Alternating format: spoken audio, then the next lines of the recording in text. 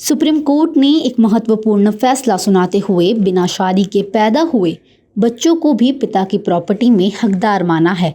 Supreme court ने कहा, अगर महिला और पुरुष लंबे समय तक साथ रहे हैं तो उसे शादी जैसा ही माना जाएगा और इस रिश्ते से पैदा हुए बच्चों को भी पिता की प्रॉपर्टी में हक मिलेगा।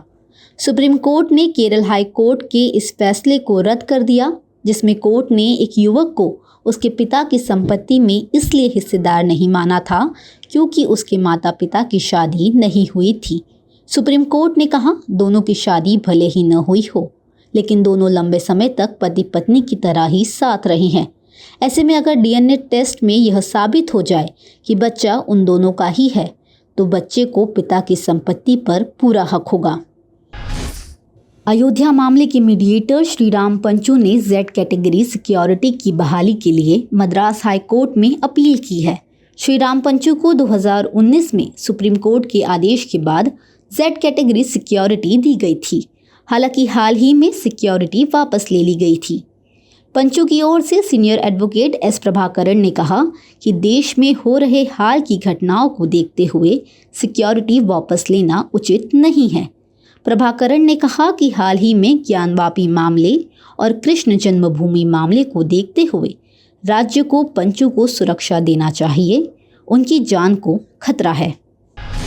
जगन्नाथ मंदिर पर आपत्तिजनक टिप्पणी को लेकर पुरी की एक संस्था ने एआईएमआईएम नेता और सांसद असदुद्दीन ओवैसी के खिलाफ एफआईआर दर्ज कराया है। ओवैसी के खिलाफ सोमवार को यहां प्रदर्शन भी हुए थे। मई में महाराष्ट्र की एक रैली में ओवैसी ने जगन्नाथ मंदिर को एक बुद्ध पूजा स्थल की जगह बनाए जाने की बात कही थी।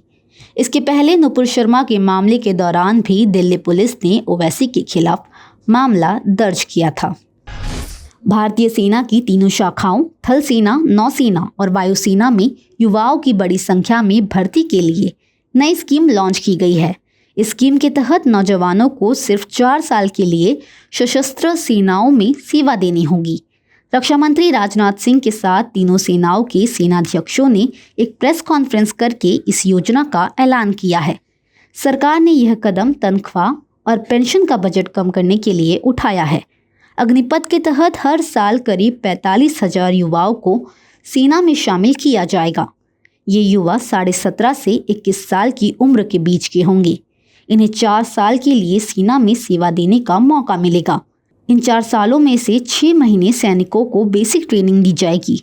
सैनिकों की 30,000 से 40,000 सैलरी और अन्य फायदे दिए जाएंगे। वे तीनों सेनाओं के स्थायी सैनिकों की तरह अवार्ड, मेडल और इंश्योरेंस कवर पाने के हकदार रहेंगे। देश में राष्ट्रपति पद के लिए 18 जुलाई को वोटिंग होनी है।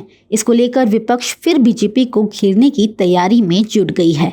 पश्चिम बंगाल की मुख्यमंत्री ममता बनर्जी ने 15 जून को दिल्ली स्थित कॉन्स्टिट्यूशन क्लब में विपक्ष की बैठक बुलाई है।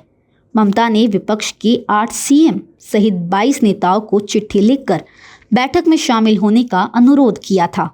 खास बात यह है कि कांग्रेस भी इस बैठक में शामिल होगी। कांग्रेस की ओर से इस बैठक में पार्टी के वरिष्ठ नेता मल्लिकार्जुन खड़गे, जयराम रमेश, रणदीप सिंह सुरजेवाला भाग लेंगे। राष्ट्रपति चुनाव की रणनीति बनाने के लिए ममता बनर्जी और एनसीपी चीफ शरद पवार मंगलवार को दिल्ली पहुंच गए। 15 जून को होने वाली बैठक से पहले आज करीब 4:30 बजे दिल्ली में ममता ने एनसीपी चीफ शरद पवार और प्रफुल्ल पटेल से मुलाकात की।